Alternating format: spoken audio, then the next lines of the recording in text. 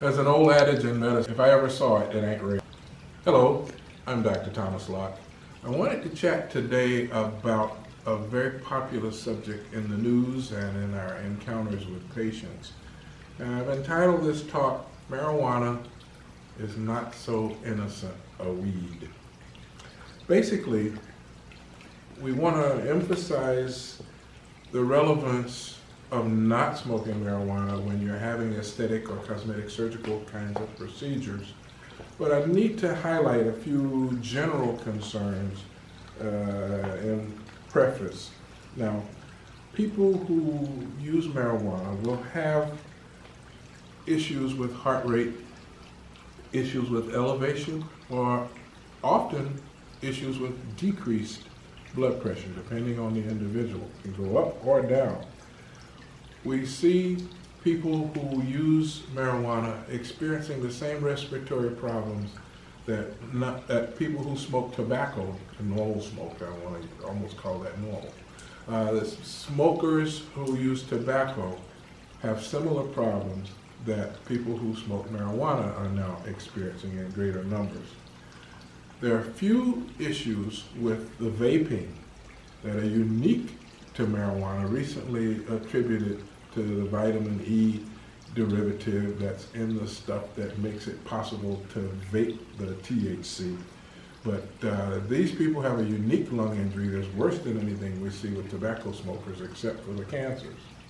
Now, another concern is the substances in cannabis. I use that term to refer to marijuana in general, because there's multiple drugs in marijuana, including CBD or THC. We can get into that more if you like. But there have been shown these products appear in breast milk, so we don't know what's happening to babies whose mothers have been smoking. Now, the biggest risks in general seem to be the psychiatric risks. People who are prone to psychosis anyway tend to have more frequent episodes of psychotic breaks. The psychotic breaks tend to be more severe, and they tend to be less responsive to the normal medications that we use to treat psychoses. Now, I like to point out that in contrast to what I believed for a long time, marijuana is addictive. We traditionally have been taught that it was not addictive, but we know now, based on the fact that people experience withdrawal symptoms, that marijuana is addictive. When you stop something abruptly and you experience withdrawal and your body protests in physical ways, not to mention the psychological ways, you by definition are dealing with an addictive substance. Now, let's shift to our concerns about marijuana when it comes to aesthetic and cosmetic procedures. People who smoke weed tend to have unexpected and weird kinds of cough. When you're sore from any surgical procedure, a little bit of coughing has a big consequence sometimes.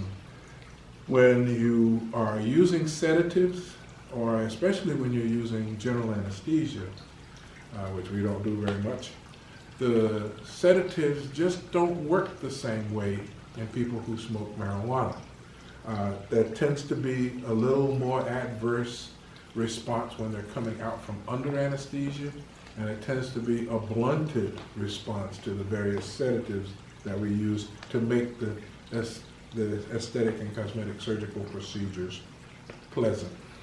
Now, it's been recently well demonstrated that the CBD, which we thought was more innocent than THC, is actually a mild blood thinner.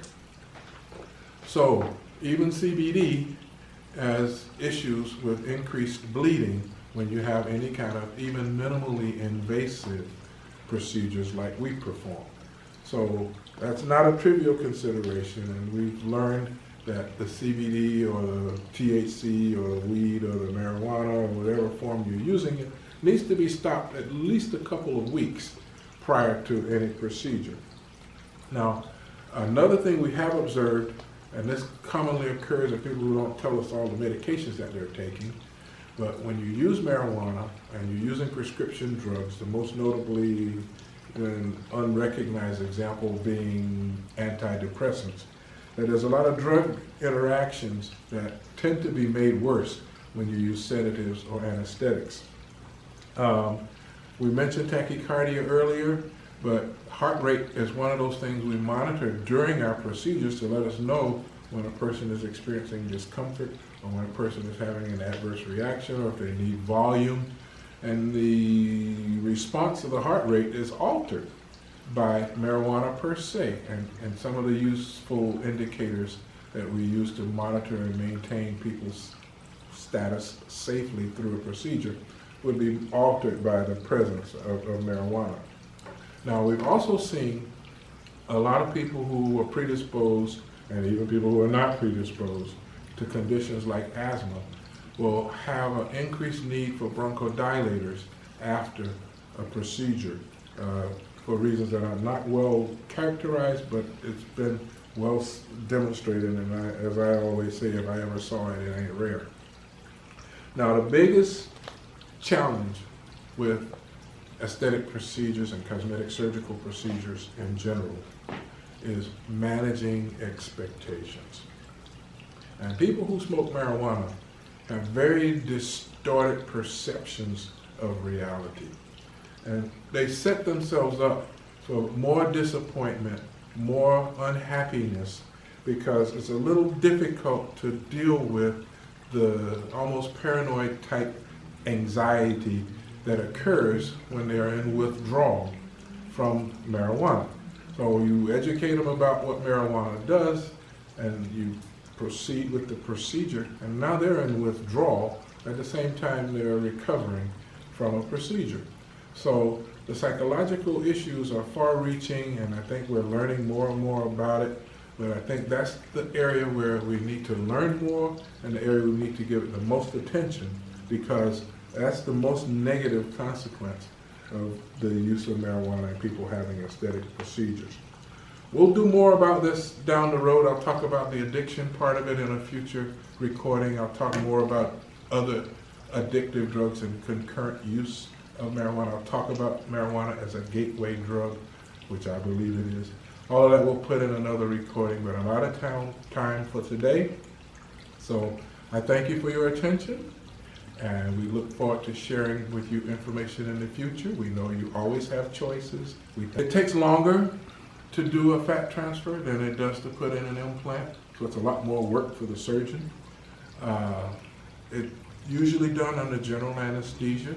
I submit to you that using general anesthesia is more for the convenience of the surgeon than any benefit to the patient. More importantly, I really want to advocate people learning about storing your stem cells, which come from the abdominal fat, and using it for treatment of medical conditions ranging from cancer to Parkinson's to broken bones to lots of different conditions that if you have a source of your own stem cells, you don't have to use stem cells that came from somebody's umbilical cord.